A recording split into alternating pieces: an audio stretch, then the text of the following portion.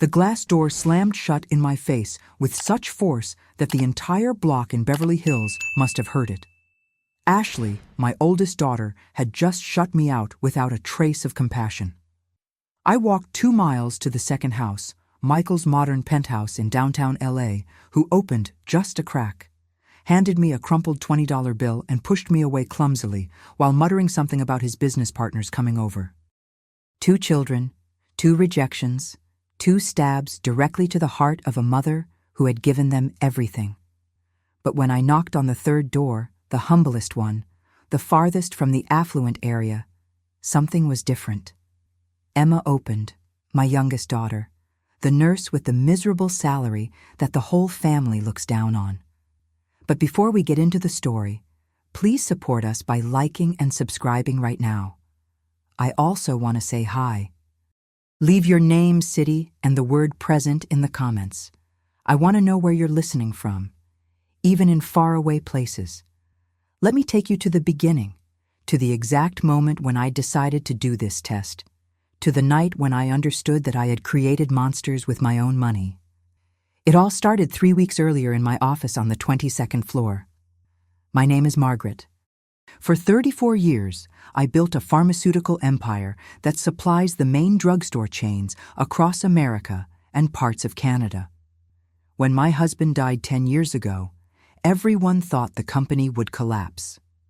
The partners bet on my failure. Competitors sharpened their knives waiting to divide the remains. But I didn't break. I worked 18 hours a day. I learned every aspect of the business my husband used to handle.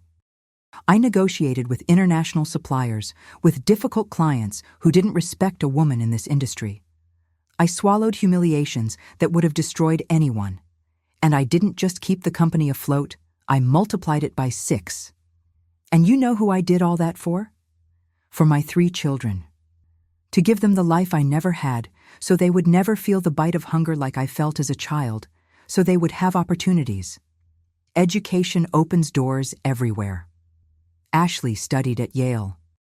I paid for a master's degree that cost more than $200,000. Michael did his MBA at Harvard Business School. I invested $350,000 in his education.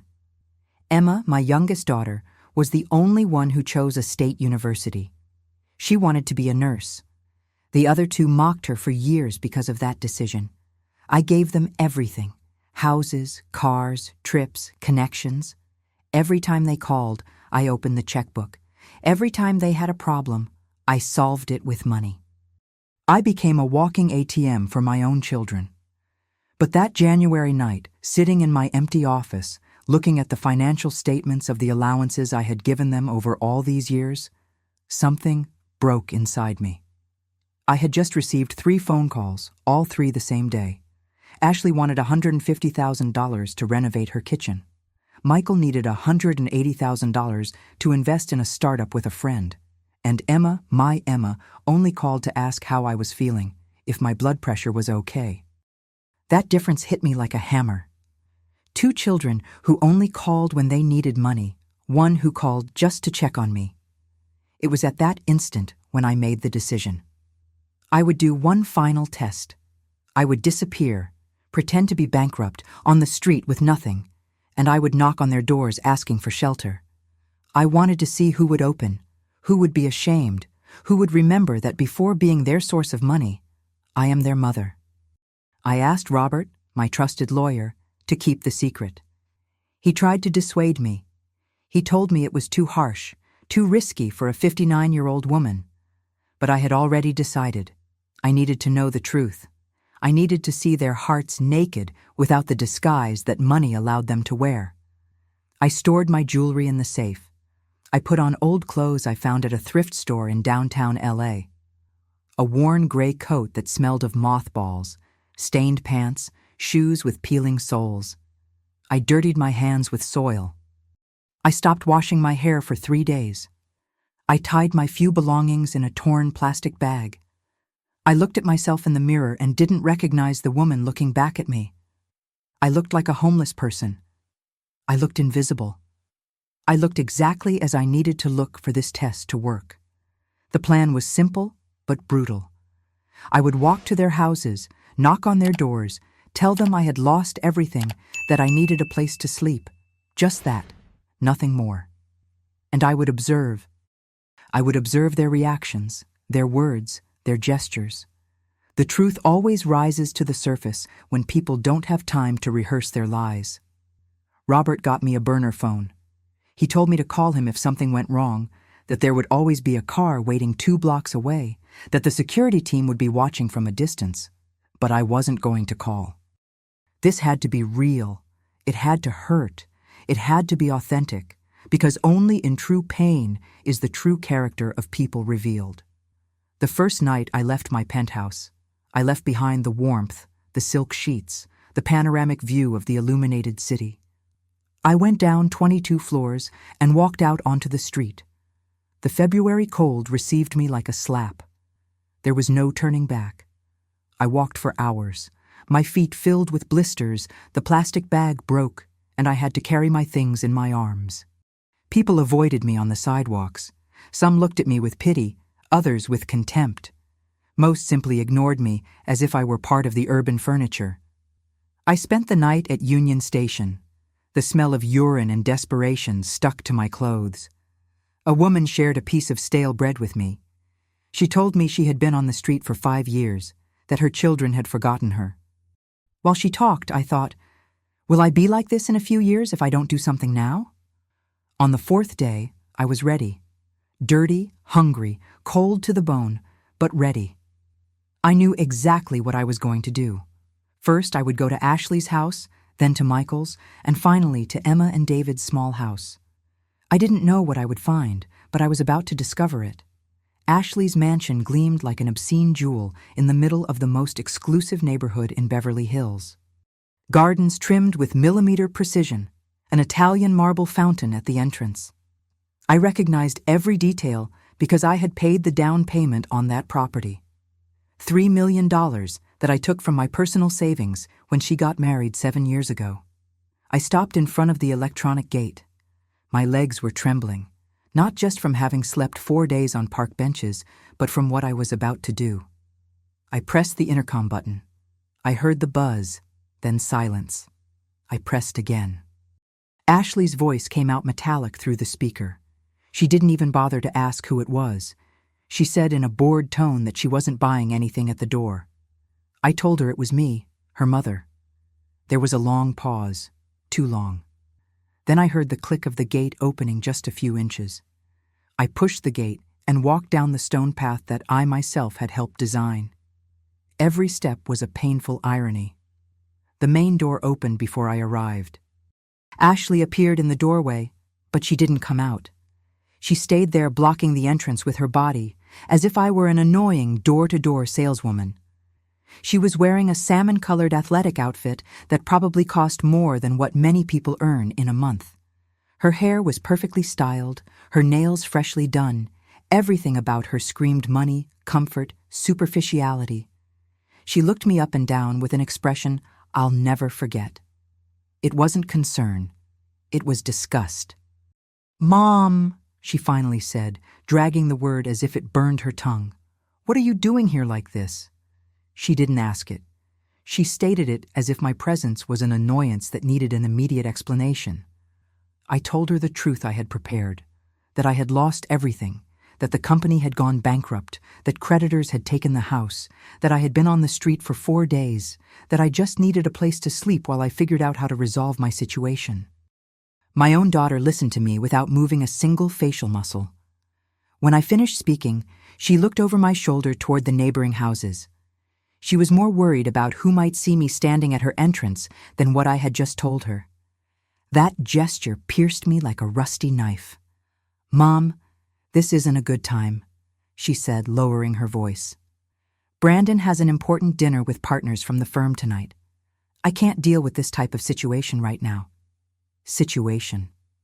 She called me a situation, as if I were a plumbing problem or a leaky roof. I begged her, and I hate to admit it, but I did because I needed to see how far her coldness went. I told her it would only be one night, that I would sleep anywhere, in the service room, in the garage, anywhere. I just needed a roof. Ashley shook her head. Her diamond earrings sparkled with the movement. Those earrings I gave her for her last birthday. $8,000 in precious stones hanging from the ears of a daughter who had no space for her mother in a 6-bedroom house. "You can't stay here," she said firmly. "This would affect our image at the country club. The neighbors talk. You know how it is.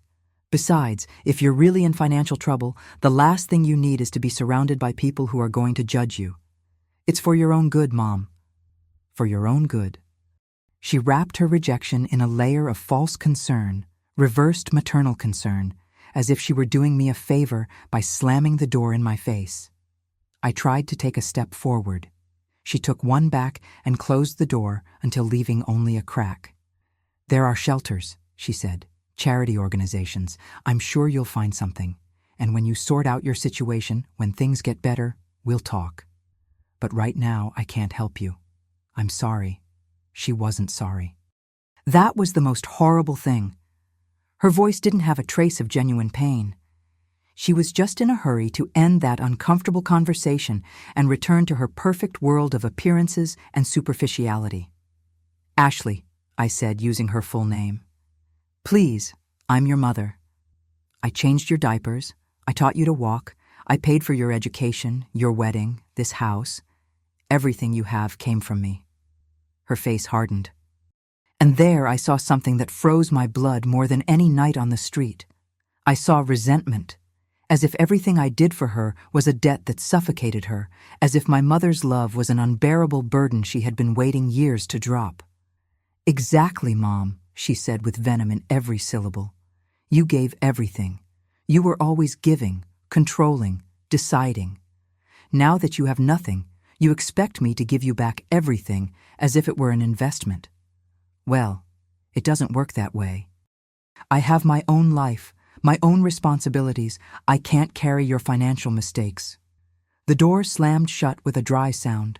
I heard the bolt turn. The sound of that metal sliding was like hearing the coffin of our relationship close forever. I stood there staring at the solid mahogany wood that I had helped pay for. Through the side window, I saw Ashley return to the living room, pick up her phone, dial, and start talking to someone while laughing. I walked away from that house feeling something worse than sadness.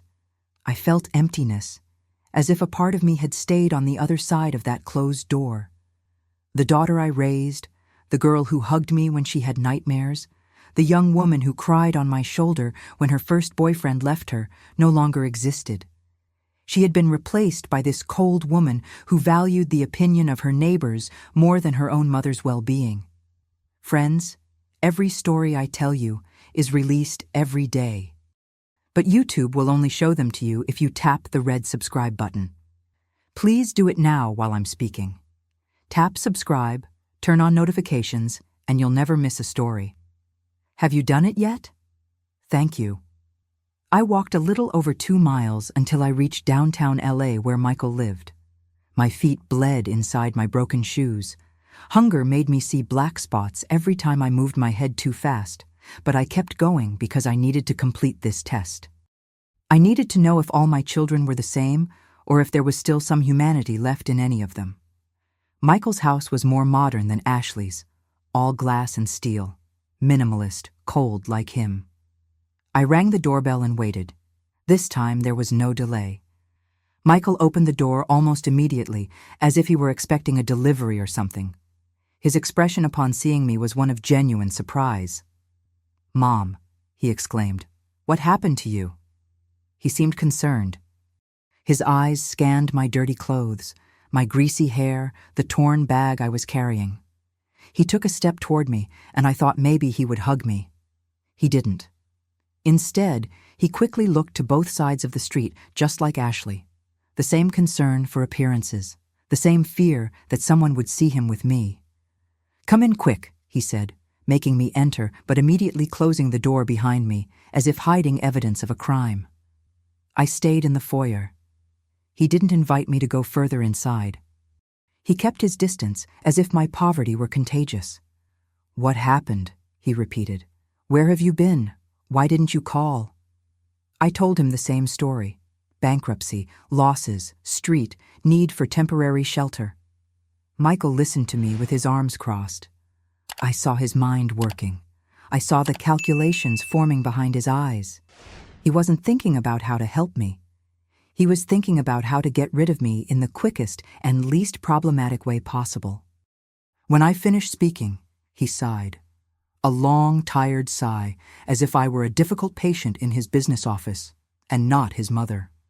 Mom, I have a reputation to maintain. I'm a venture capitalist. My clients are important people, tech entrepreneurs, investors. If someone finds out that my mother is living on the street, that affects my practice. You understand, right? No, I said with total honesty. I don't understand. Michael took out his wallet. It was Italian leather. I recognized it because I had given it to him for his birthday 2 years ago. It cost $400. He took out some bills, in total $20. He extended them to me, but without getting close, as if he were afraid to touch me. Take this, he said.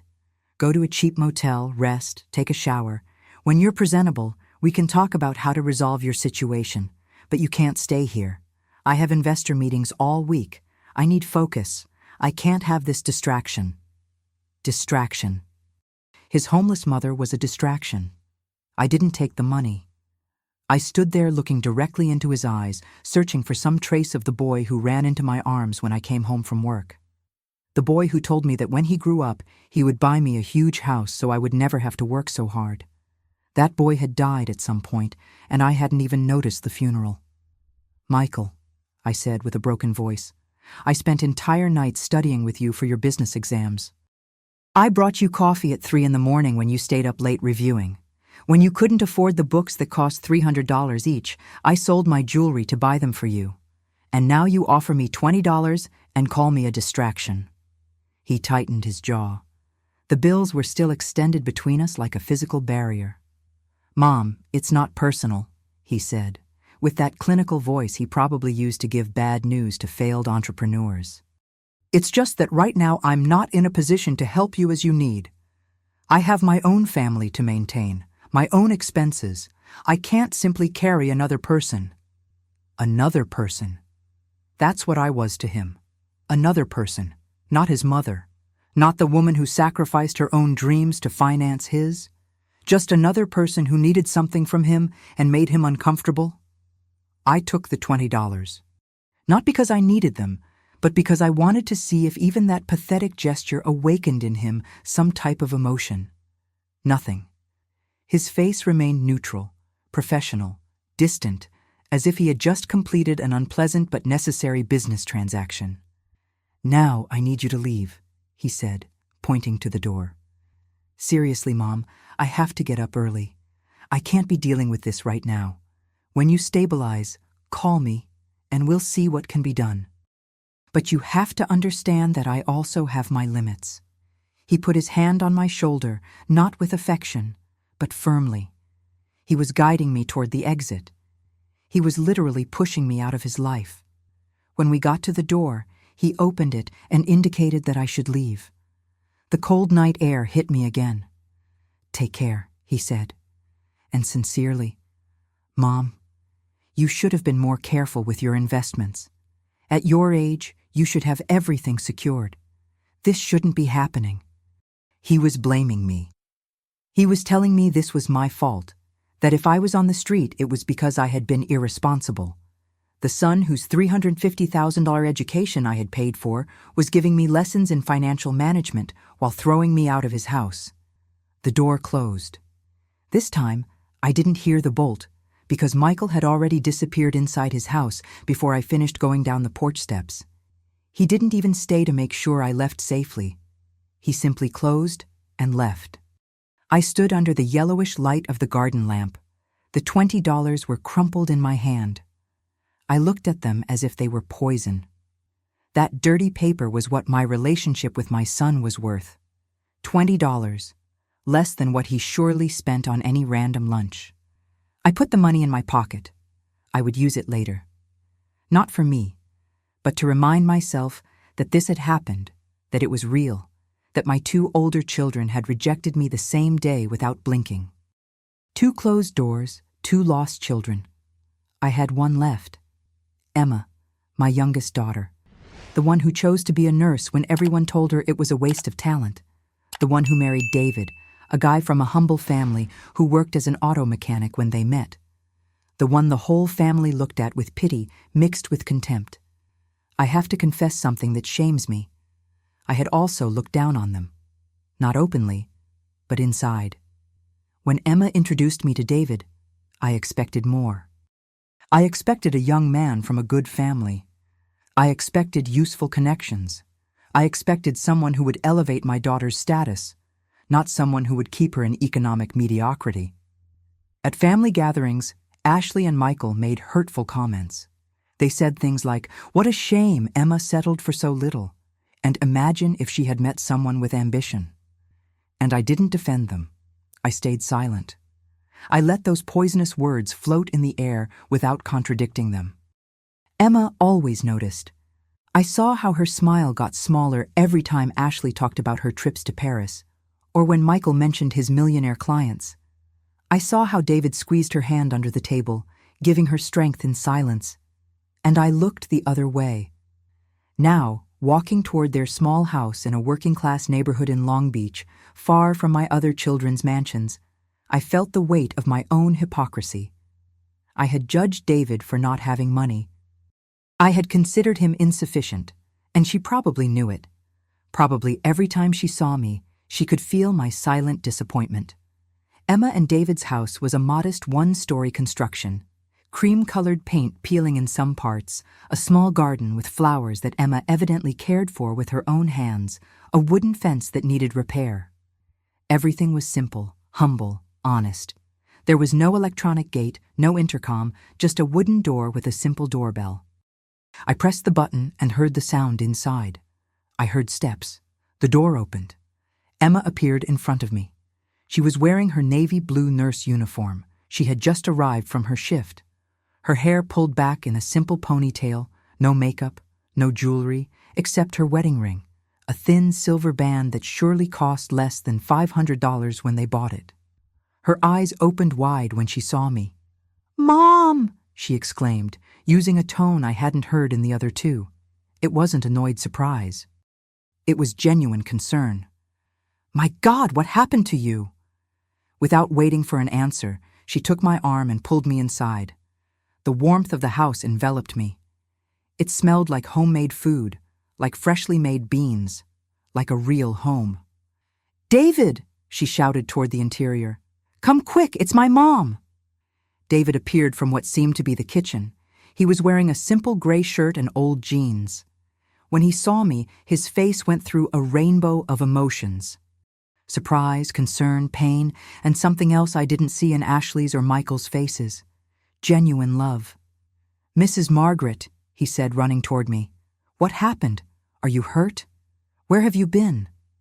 His hands touched my face, my shoulders, checking me as if looking for injuries. He didn't care about my dirtiness. He didn't care about my smell. He only cared about knowing if I was okay. Emma had already disappeared inside the house. I heard her moving fast, opening drawers, turning on the water heater. David guided me to the sofa, an old brown fabric piece of furniture that had a sewn patch on one of the arms. I sat down and felt how my legs finally gave out after so many days walking. I told them the story again. The bankrupt company, losing everything, nights on the street. Emma listened to me with tears forming in her eyes. She didn't say anything about reputation. She didn't mention the neighbors. She didn't ask how I had gotten to this situation. She just listened with an open heart. When I finished, there was a heavy silence.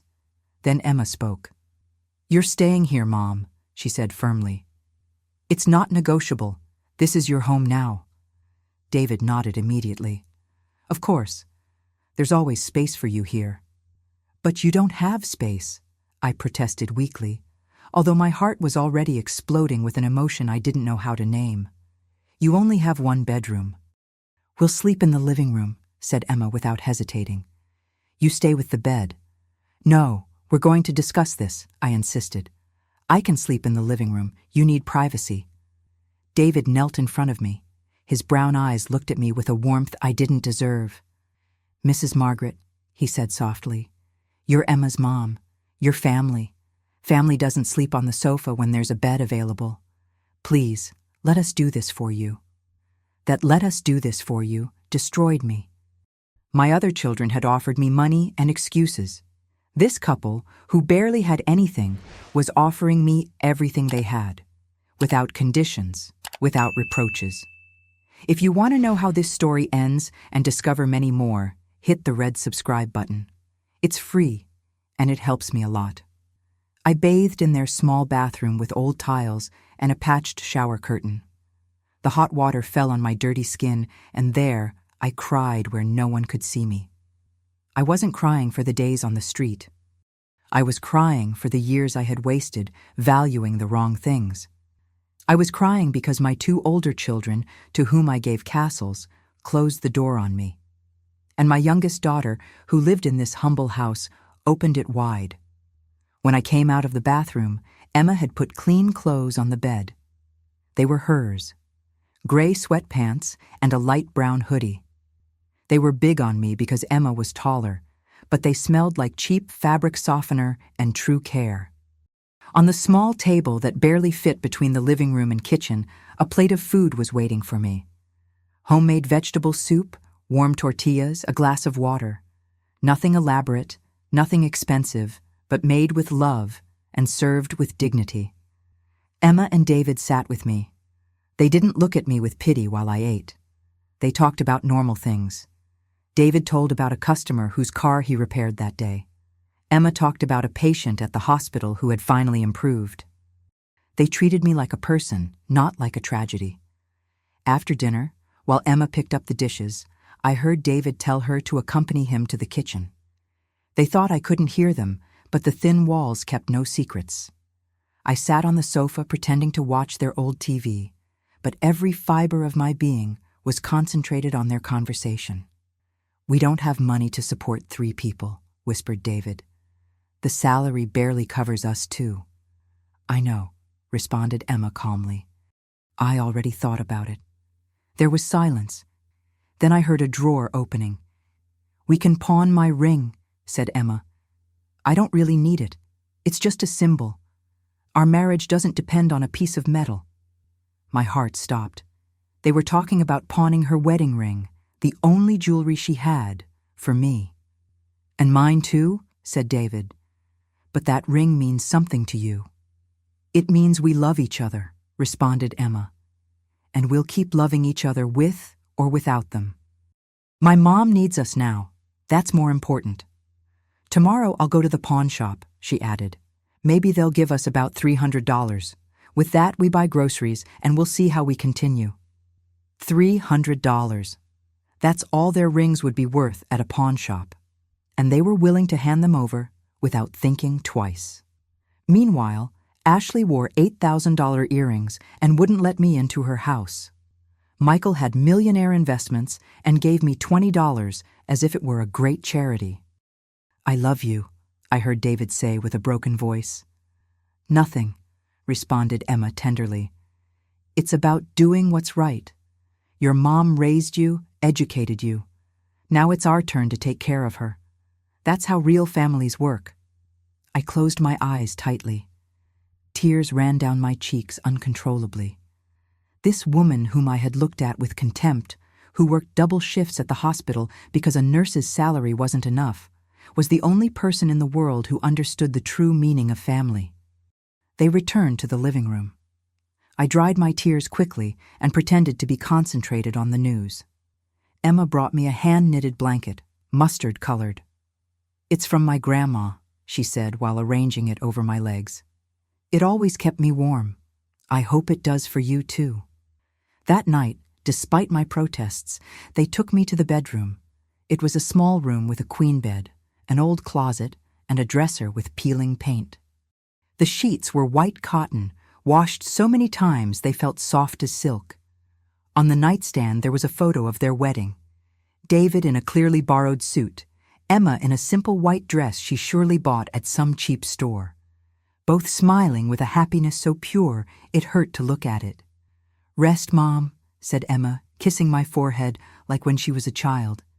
"Tomorrow we'll see what we do, but tonight just sleep peacefully. Here you're safe." They left and closed the door.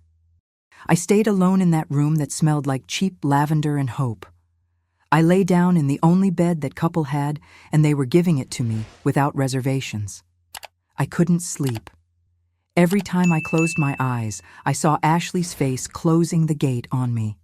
I saw Michael extending $20 to me as if I were any beggar. And then I saw Emma kneeling, offering me her bed, her eyes full of genuine love. Around midnight, I heard movement in the living room. I got up silently and opened the door just a crack. I saw them arranging themselves on the small sofa. They didn't fit well. David practically hung from one side. Emma curled up, trying not to fall. "Sorry," whispered David. "I know it's uncomfortable." "I'm fine," responded Emma. "Just think about your mom sleeping warm and safe. That's worth any discomfort." They stayed silent for a moment. Then David spoke again. "Sorry for not being able to give you more. Sorry you live like this. You deserve a big house, nice things, an easier life." Emma's response destroyed me. "David, I have exactly what I want. I have you. We have health, work, a roof, and now we can help someone who needs us. That's not little. That's everything." Those 3 words contained more wisdom than all the university degrees I had paid for. This woman, with her simple clothes and modest house, understood something my rich children had forgotten or never learned.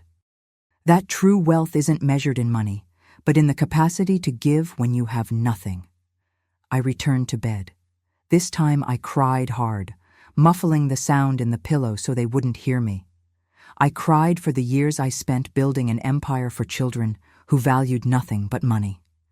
I cried for having judged Emma and David so badly. I cried for having been about to lose the opportunity to know my youngest daughter's true heart. But I also cried with relief. Because in the middle of this painful test, I had found something more valuable than all the money in my bank accounts. I had found proof that genuine love still existed, that kindness hadn't died, that not all my children had become selfish monsters. The next morning, I woke up to the smell of cheap coffee and toast. I got up and found Emma in the kitchen preparing breakfast. She was wearing the same uniform from the day before. It was probably the only one she had for winter. Her hair pulled back in the same simple ponytail, no pretensions, no masks. "Good morning," she said, smiling when she saw me. "I hope you slept well. There's coffee if you want." She served me a cup of the cheapest coffee that surely existed in the market, and it tasted like glory to me. We sat together at the small table. David had already left for the auto shop. He had to arrive early to prepare his workspace. Emma looked at me over her cup. There was something in her eyes, a quiet determination.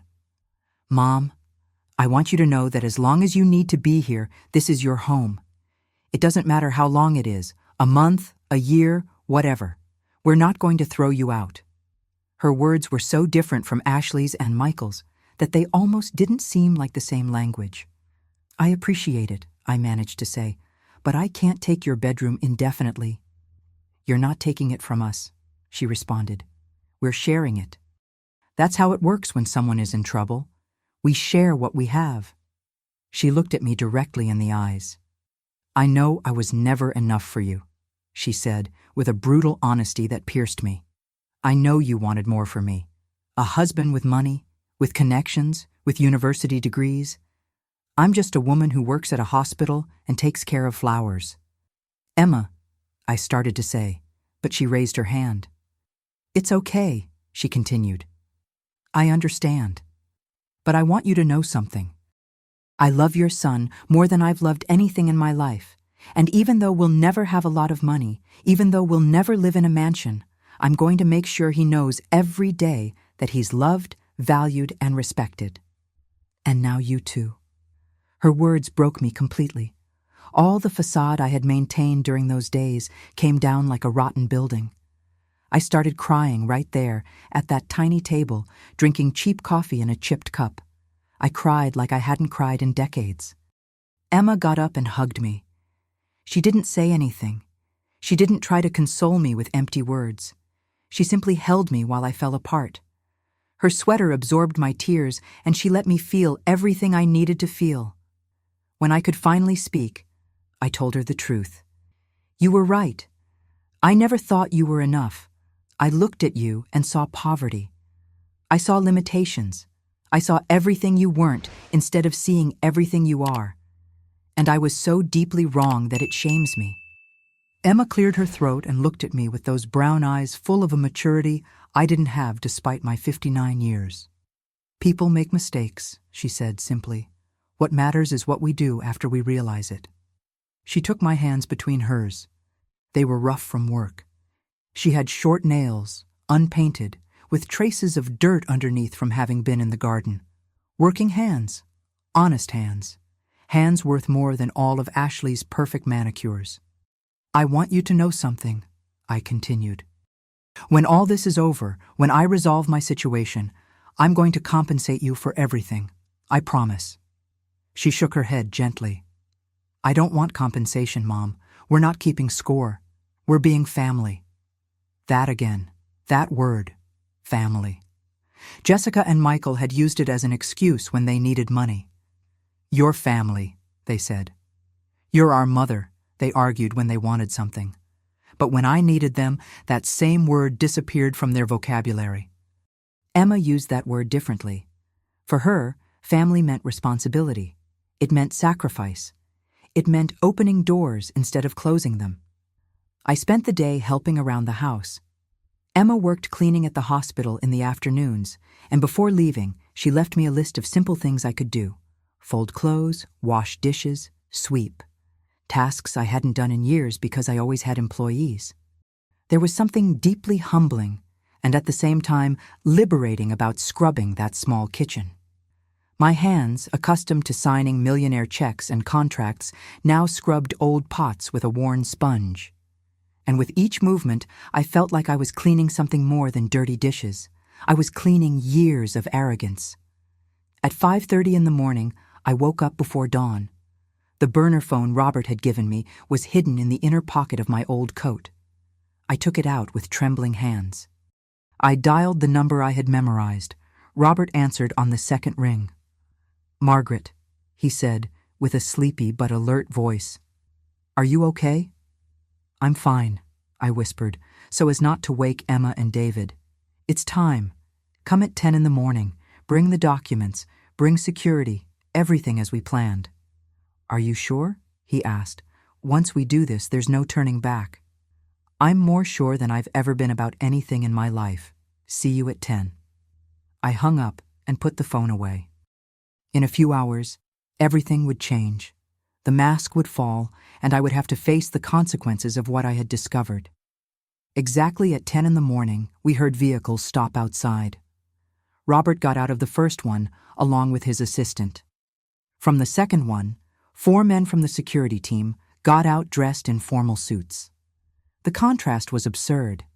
This humble house in this working-class neighborhood suddenly invaded by a demonstration of power and money. The neighbors began to peek out the windows. Some came out to their yards to see what was happening. I opened the door before they knocked. Robert looked at me and for a moment didn't recognize me. My God, Margaret, he whispered. Robert entered with documents. He showed me the account statements of my companies. Everything was still operating perfectly.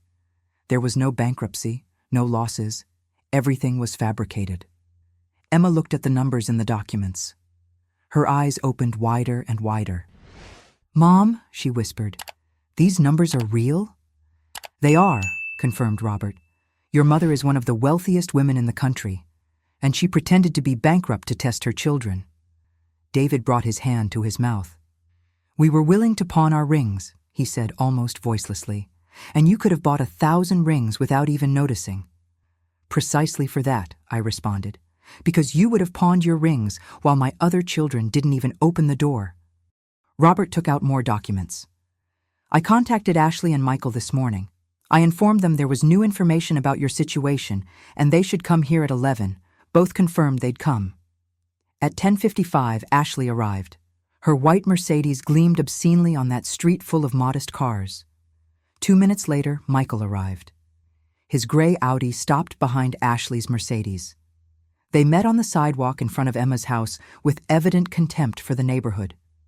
I watched them talk. Ashley pointed at the house with disgust. Michael shrugged. Neither seemed happy to be there. They walked together toward the door. I could hear their voices before they knocked. "Why would Mom's lawyer come here?" asked Ashley with obvious disgust. "To Emma's house? This is ridiculous." They knocked. Emma opened. The expression on Ashley's and Michael's faces when they saw her was of barely disguised annoyance. They entered without waiting for invitation. They saw Robert, they saw security, they saw documents, and then they saw me. When Robert revealed the truth, when he showed them I wasn't bankrupt, that my fortune was intact, Ashley collapsed in a chair. Michael stood paralyzed. Emma stood up, her voice calm but firm. "You hated me because I wasn't enough for your sister. But when your mother needed help and you rejected her, we received her. And we'd do it again." Robert explained I had planned to disinherit them completely. But Emma and David asked me to give them a chance.